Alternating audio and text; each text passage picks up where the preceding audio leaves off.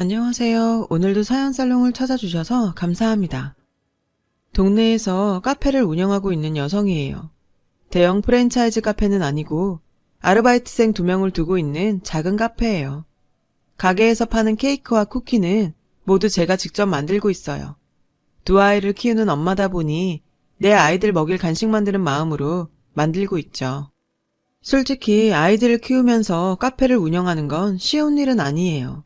다행히 제 경우는 애들 아빠가 퇴근 후 아이들을 돌봐주고 있어서 밖에서 일하는데 수월한 편이긴 해요. 다행히 아이들도 일하는 엄마를 많이 응원해주고 있고요. 저는 초등학교 5학년인 아들과 3살인 딸아이를 키우고 있어요. 딸아이는 올해 유치원에 들어갔죠. 아직 어려서 걱정을 많이 했는데 다행히 친구들과도 잘 지내고 적응도 빨라서 안심이 되더라고요. 작은 아이 하원은 주로 큰애가 맡아서 하는데 방과 후 유치원에 들러 카페로 데려오곤 하죠. 나이 차이가 많이 나다 보니 오빠 노릇을 톡톡히 한다니까요. 종종 사람들은 왜 그렇게 나이 터울이 지게 나왔냐고 묻곤 하는데요. 사실 거기엔 이유가 있어요. 이런 얘기를 꺼내기 조심스럽긴 하지만 저희 가족은 지금과 같은 형태가 되기까지 남다른 시간을 보내야 했어요.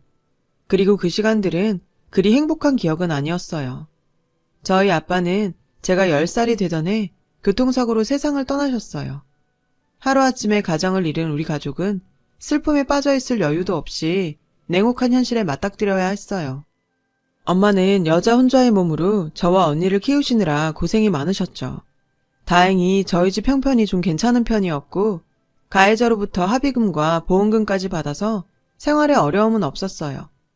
가장은 이렇지만 드라마에 나오는 것처럼 하루아침에 집안 형편이 나빠지거나 하는 일은 없었어요. 하지만 한창 어리광을 부릴 나이였던 저는 아빠의 부재가 큰 상처가 되었어요. 중학생이던 언니는 큰딸이라 그런지 엄마 곁에서 씩씩하게 장례 절차도 돕고 집안일도 도우며 장녀 노릇을 톡톡히 해냈어요. 언니라고 아빠 이런 슬픔을 어른스럽게 참아낸 거죠. 하지만 저는 아니었어요. 고작 10살밖에 안 된 초등학생인데다 평소 아빠와 사이가 돈독했던 터라 상실의 아픔을 누구보다 크게 느꼈던 것 같아요. 저는 잘 기억이 나지 않지만 엄마 말로는 제가 실어증 증세도 보였다고 했어요. 발인 날에는 제가 너무 울어서 탈진하는 바람에 언니가 저를 내내 안고 있었다고 하더라고요. 시간이 약이라는 말처럼 엄마와 언니의 보살핌 속에서 저는 조금씩 슬픔에서 빠져나올 수 있었지만 아빠의 부재로 인한 후유증은 어린 제 가슴에 깊게 남아버렸어요. 현재 언니는 간호학과를 졸업한 뒤 간호사로 일하고 있어요. 엄마의 고생을 덜어준다고 일부러 취업이 수월한 직업을 선택한 거죠. 저는 요리와 베이킹을 좋아했어요. 그래서 식품영양학과에 입학을 했어요. 그때부터 저는 디저트 카페를 열거나 빵집 혹은 호텔에서 파티셔로 일하기를 꿈꾸었죠. 그래서 재학 중에 자격증도 미리 따두었어요. 저는 대학을 졸업하기 직전 호텔에서 인턴으로 일하게 되었어요. 호텔에서 운영하는 베이커리에 인턴 제과사로 일을 하게 된 거죠. 탄탄한 곳이라 인턴 후 정직원으로 채용되길 바랐어요. 하지만 제 이런 계획에 제동이 걸리게 되었죠. 그곳에서 한 남자를 만나게 되었거든요. 그 남자는 저희 베이커리에 단체빵을 주문하러 온 손님이었어요. 호텔 근처 회사에 다니고 있었는데 회사 직원들과 먹을 거라고 하더군요. 그때는 그저 평범한 손님인 줄 알았는데 그 후로도 그 남자는 단체 주문을 하러 일주일에 한 번은 찾아왔어요. 가끔은 개인적으로 빵을 사러 오기도 했고요. 그렇게 자주 저희 베이커리를 찾던 그는 어느 순간부터 제게 인사를 건네기 시작했어요. 형식적인 인사가 아닌 꽤 다정한 인사였죠. 머리를 묶으니 더 예쁘다거나 손재주가 좋은 것 같다거나 듣기 좋은 말들의 일색이었죠. 그런데 그런 인사가 싫지 않더라고요. 오히려 힘이 되고 그 사람 목소리만 들어도 기분이 좋았죠. 그리고 얼마 뒤 그는 단체 주문 예약을 핑계로 제 전화번호를 받아갔어요. 저는 주문 때문이라는 말에 생각 없이 알려주었죠. 이후로 그는 제게 종종 연락을 했어요. 대개는 빵 주문 전화가 아닌 개인적인 용무 때문이었죠. 이를테면 혹시 오늘 커피 사다 드려도 될까요? 저녁 식사를 대접하고 싶어요. 등등 티나게 호감을 담은 전화통화였죠. 몇 번 거절을 하다가 저는 그와 함께 식사를 하게 되었고 그날 많은 얘기를 나누었어요. 그 남자는 제 어린 시절 이야기를 듣고는 고생이 많았겠다며 위로도 해주었죠. 저는 그의 다정한 모습에 빠져들었어요. 어린 시절 잊어버렸던 든든한 아빠의 모습을 보는 것 같았거든요.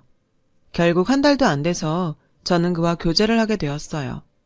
남자는 저보다 나이가 6살이나 많아서 주위에서 걱정하는 시선도 있었지만 저는 그저 든든한 그에게 빠져 있었죠. 만난 지 얼마 안 됐는데도 결혼까지 생각할 정도였어요. 제 졸업식이 한 달 앞으로 다가왔을 때 그는 저를 멋진 레스토랑에 데려갔어요. 그리고 식사가 끝날 무렵 제 앞에 고급 벨벳 케이스를 내밀고는 뚜껑을 열었죠.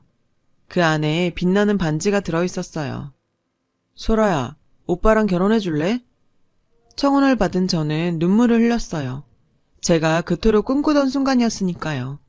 눈물을 닦느라 대답을 못하자 그는 갑자기 제 손을 꼭 잡았어요. 소라야, 난 앞으로 남은 인생을 너와 함께 하고 싶어. 너 없이는 안 될 것 같아. 그래서 이렇게 용기 내서 청혼을 하게 됐지만 솔직히 내가 너무 염치 없는 것 같아서 미안해. 저는 그게 무슨 말이냐고 내가 이 순간을 얼마나 기다렸는지 아냐고 말하려고 했어요. 그런데 그 순간 자기 핸드폰에 있는 사진을 한 장 보여주지 뭐예요. 그가 어린 아이를 안고 있는 사진이었죠. 사실 나 3살짜리 아들을 키우고 있어. 애 엄마랑은 이혼을 했고. 뜻밖의 말에 저는 깜짝 놀랐어요. 진작 말했어야 했는데 그랬다간 네가 날 떠날까봐 두려워서 말 못했어. 내가 양육권을 가지게 된 건 애 엄마가 외도를 해서 이혼했기 때문이야. 그 후로 정말 아이만 키우면서 살려고 했는데 너를 만나고 새 출발하고 싶다는 욕심이 생겼어. 내가 이기적인 거 잘 알아. 네가 거절을 해도 할 말은 없지만 적어도 내 진심은 보여주고 싶었어. 지금 같았으면 말도 안 된다 생각했을 거예요. 다시 생각해본다고 했겠죠. 하지만 당시 저는 어리고 철이 없던 때라 제 눈에 그 사람이 그저 아내의 외도에도 불구하고 자식을 책임지려는 성실한 아버지로 보였어요. 그를 통해 그토록 그리워했던 아빠의 모습을 떠올렸죠. 저는 결국 남자의 청혼을 받아들였어요. 부족하지만 좋은 엄마가 될 수 있도록 노력하겠다고 말이죠. 그는 고맙다며 평생 저에게 감사하는 마음으로 살겠다고 하더군요. 그 다음날 저는 바로 그의 집에 가서 아이를 만났어요. 아이와 하루 빨리 친해지고 싶었거든요. 아이는 친할머니가 봐주고 계셨어요. 어머님은 그리 깐깐한 분은 아니었어요. 저를 보시자 어려운 결심을 해주어서 고맙다며 아들이 전처에게 받은 상처가 커서 평생 혼자 애 키우고 살지 않을까 걱정하셨다더군요. 그러시며 제게 정말 고맙다고 하셨어요. 이런 저의 결정에 저희 집은 한바탕 난리가 났어요. 엄마는 그 자리가 어떤 건지 알기나 하고 이런 결정을 했냐시며 머리를 싸매고 누우셨어요. 언니도 언니대로 충격을 받았고요. 그 얘기를 들은 남자는 하루가 멀다 하고 저희 집에 찾아와 저희 엄마와 언니를 설득했어요. 자신의 처지는 누구보다 자신이 잘 안다며 그래서 더더욱 저를 아끼고 보살피며 살겠다고 말이죠. 처음엔 거들떠도 안 보던 엄마는 솔직하고 한결같은 그의 모습에 조금씩 마음을 누그러뜨리셨어요. 그리고는 있는 그대로의 그를 봐주셨죠. 그리고 얼마 뒤 결혼을 승낙해 주셨어요. 남자의 아이는 3살이었지만 말도 어느 정도 했고 의사소통도 가능했어요. 저도 아이도 처음엔 어색하기만 했어요. 육아 지식이 없었던 저는 인터넷 검색을 통해 아이와 친해질 방법을 생각했어요. 퇴근하고 매일 찾아가서 같이 놀아주고 과자나 쿠키도 만들어주었죠. 결혼 준비를 하는 몇 달 동안 대부분의 시간을 아이와 친해지는 데 썼어요. 지성이면 감천이라고 하죠. 저는 결혼식 전에 아이에게서 엄마라는 소리를 들을 수 있었어요. 마음을 연 아이는 저를 잘 따랐어요. 엄마, 엄마 하며 저를 먼저 안곤 했죠. 그 모습이 그렇게 사랑스럽더라고요. 가족들과 지인들의 걱정 속에 저는 결혼식을 무사히 마칠 수 있었어요. 남편도 남편이지만 저는 아이가 너무 예뻐서 이런 아이를 두고 바람을 피운 친모가 용서가 안 되더라고요. 저는 남편과 아이가 살던 집에 들어가 신혼살림을 시작했어요. 베이커리에서는 인턴 기간이 끝나고 정직원으로 전환을 시켜준다고 했지만 저는 육아를 위해 일을 그만두었어요. 지금 생각해보면 참 바보 같은 짓이었죠. 하지만 당시엔 그만큼 아이가 좋았고 꿈꾸던 결혼 생활에 취해 있었거든요. 아이는 날이 갈수록 제게 애착을 보였고 다른 아이들 앞에서 보란듯이 제 손을 잡아 끌며 엄마라고 부르곤 했어요. 그 모습을 보니 제 어린 시절이 떠올라 마음이 짠하더라고요. 처음에는 아이를 어색해하던 엄마와 언니도 시간이 지나다 달라지더군요. 언니는 조카 바보가 되어 아이를 위해 선물 공세를 이어갔죠. 그때까지만 해도 저는 제가 행복한 가정을 꾸리고 있다고 생각했어요. 그래서 스스로 뿌듯하기도 했죠. 하지만 그런 꿈 같은 생활은 결혼한 지 1년도 채 안 돼 무너지고 말았어요. 제가 이혼을 하게 되었거든요. 이혼 사유는 어이없게도 남편의 외도였어요. 결혼하고 7개월 정도 되었을 때 우연히 남편 핸드폰을 보게 되었어요. 그리고 그 순간 막장 드라마에나 나올 법한 상황이 전개되었죠. 남편의 핸드폰에는 하트 이모티콘으로 장식된 연락처가 있었고 그 번호로 주고받은 문자를 보니 기가 차서 말이 안 나올 지경이더라고요. 닭살 돋는 애정 표현과 음란물에 가까운 사진들로 가득했거든요. 너무나 확실한 외도 증거에 저는 곧바로 남편을 추궁했어요. 남편은 순순히 인정하더군요. 미안해. 집에서 육아에 빠져 푸석해진 네가 더 이상 여자로 안 보여. 상상도 못한 그 말에 어이가 없어서 눈물도 안 나오더라고요. 결국 그 사람은 달콤한 말로 꼬드겨 저를 자기 아이의 보모로 부렸을 뿐이었죠. 남편을 믿었던 만큼 충격도 컸어요. 저는 몇 날 며칠을 알아누웠어요. 당장이라도 이혼을 하고 싶었지만 아이가 눈에 밟히더라고요. 그 사이 아이와 정이 많이 들어 쉽게 떼어낼 수 없었거든요. 그래서 소가리를 하며 몇 주를 견뎠어요. 그러다 결국 언니한테 들키고 말았죠. 조카 간식 샀다고 집에 불쑥 찾아온 언니가 제 몰골을 보곤 도대체 무슨 일이냐고 추궁을 계속했고 부인을 하다 결국 울면서 언니한테 모든 사실을 말해버렸어요. 그러자 언니가 불같이 화를 내더라고요. 당장 이혼해. 내가 왜 망설이는지 알지만 그래도 헤어지는 게 맞아. 난 내가 그 자식이랑 한 집에 사는 꼴 절대 못 본다고. 딴 거 걱정하지 마. 일단 네 걱정만 하라고. 변호사 알아봐 줄 테니까 그 자식한테 위자료 제대로 받고 여기서 그만 끝내. 언니는 정말 다음날 병원에 휴가를 내고 제 이혼 소송을 위해 뛰어다녔어요. 뒤늦게 사실을 알게 된 엄마는 땅을 치시며 후회하셨죠. 그때 끝까지 말렸으면 이런 일은 없었을 거라면서 당신 잘못이라고 목 놓아 우셨어요. 저로 인해 엄마와 언니가 힘들어하는 모습을 보자 그동안 내가 얼마나 무르게 살았는지 알겠더라고요.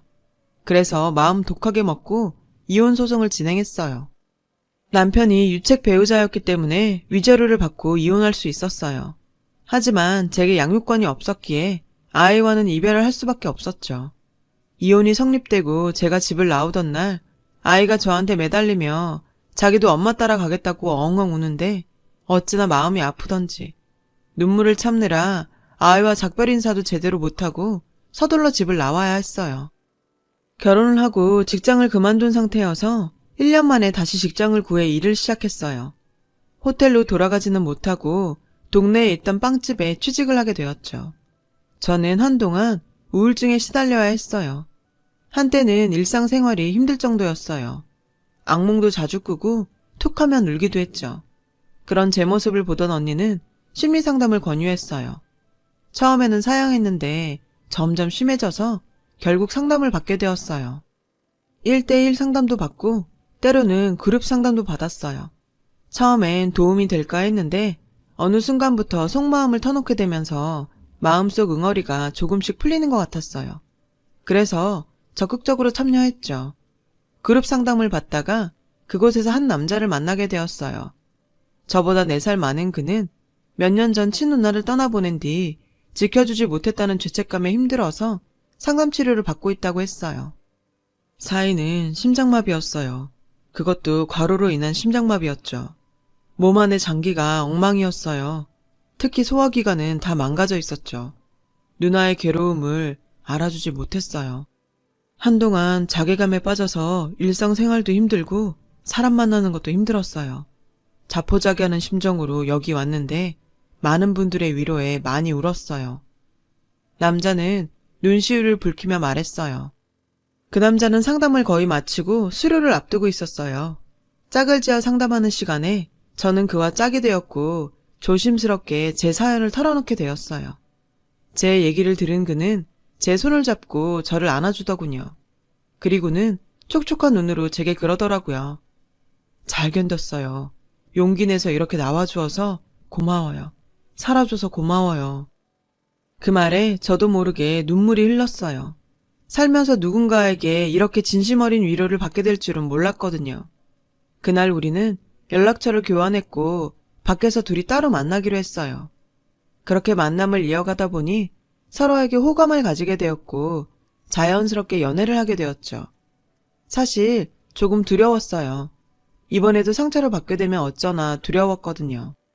하지만 평생을 남자에 대한 트라우마를 안고 살 수는 없다는 생각이 들었어요. 그래서 용기를 내어보기로 했죠. 그는 절 많이 배려해 주었어요. 이전의 아픔을 다 지울 수 있을 만큼이요. 그리고 1년이 거의 다 되어갈 무렵 저는 그에게 청혼을 받았어요. 그런데 그가 뜻밖의 말을 꺼내지 뭐예요. 부탁하고 싶은 게 있어. 누나가 죽기 전에 남긴 아이가 있거든. 지금은 누나 전 남편이 키우고 있는데 자기만 허락한다면 내가 키우고 싶어. 강요하는 건 아니야. 네가 원하지 않으면 우리 부모님이 키우셔도 돼.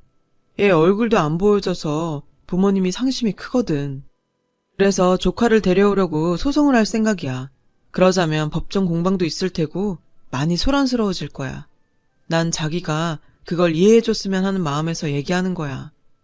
미안한 마음에 힘겹게 얘기하는 그를 보니 제 마음도 편치 않았어요. 당연히 해야지. 엄연히 손주인데 얼굴도 못 보고 사는 게 말이 돼? 소송 당장 진행해. 나도 도울게.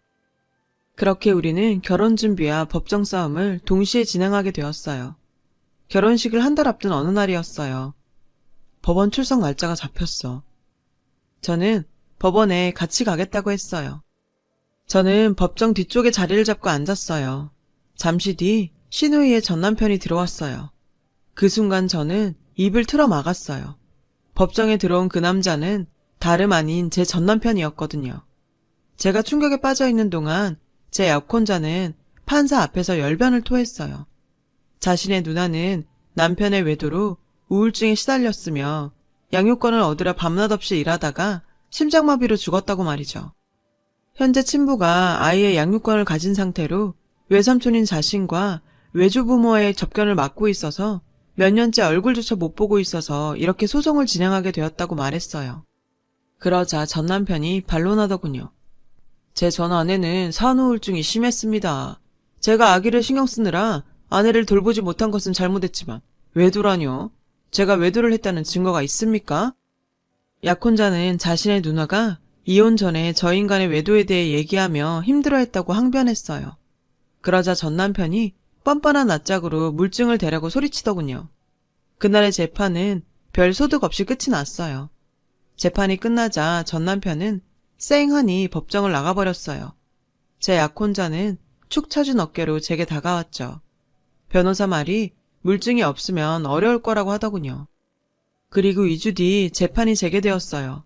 법정에 들어가니 전 남편이 저를 보고는 기겁을 하더군요. 증인석으로 나간 저는 판사 앞에서 전 남편의 외도 증거와 함께 저 인간이 어떤 놈인지를 증언했어요. 저 역시 저 사람의 외도로 이혼을 했어요. 제가 저 사람과 결혼 얘기가 오갈 무렵 아이는 할머니와 생활을 했고 저 사람은 아이에게 부모 노릇을 전혀 하지 않았어요. 결혼 후에도 그랬고요. 저는 증언을 하면서 마음에 감춰두었던 아이에 대한 그리움을 피력했어요. 아이 역시 저와 살기를 원한다는 것도요. 저희 증언의 전 남편은 난감한 표정이 되었죠. 저는 변호사를 통해 전 남편의 외도 증거를 모두 제출했고 제 증언과 증거에 힘입어 전 남편이 아이를 제대로 양육하지 않았다는 것에 대해 조사가 들어갔어요. 아이는 그때까지도 할머니랑만 지내고 있었고 유치원에 가는 것 외에는 전혀 바깥 생활이나 또래 아이들과 만나는 일이 없이 격리된 생활을 하고 있었어요. 아이가 우울증 증세까지 보이고 있었죠. 결혼식도 미루면서 진행한 법정 공방은 결국 우리 쪽의 승소로 끝이 났어요. 그렇게 우리는 아이의 면접권을 얻었고 수년 만에 손자를 만난 시부모님은 아이를 안은 채 펑펑 우셨어요. 무엇보다 아이는 저를 다시 만나게 되어서 기쁜 모양이었어요. 저를 보자마자 와라강기며 엄마라고 부르더군요. 이제 엄마랑 같이 살 수 있냐고 몇 번이나 물었죠. 아직 그럴 수는 없지만 한 달에 2번은 볼 수 있다고 아이를 달래야 했어요. 그 말에 시무룩해진 아이를 보니 가슴이 찢어질 것 같았죠. 그래서 아이를 찾기 위해 끝까지 소송전을 벌이기로 했어요. 얼마 뒤 우리 부부는 아이가 보는 가운데 결혼식을 올릴 수 있었어요. 남편은 그 후로도 기나긴 법정 싸움을 벌여 마침내 아이를 입양하는 데 성공했어요. 전 남편의 양육 태만이 부른 결과였죠. 아이가 아빠가 아닌 저희 부부와 살겠다고 한 것도 큰 도움이 되었고요. 아이는 이제는 정말 엄마랑 같이 살 수 있는 거냐며 울먹이며 묻더군요. 저는 앞으로 절대 헤어지지 않을 거라고 말하고는 아이를 안고 펑펑 울었어요. 자기를 버리고 떠났던 저를 엄마라고 받아주는 이 아이를 평생 아끼고 사랑해야겠다고 생각하면서요.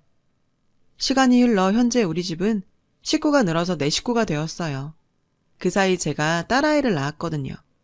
우리 아이들은 여느 집 아이들처럼 밝고 명랑한 아이로 자라고 있어요. 카페를 하는 저를 대신해 여동생도 얼마나 잘 챙기는지.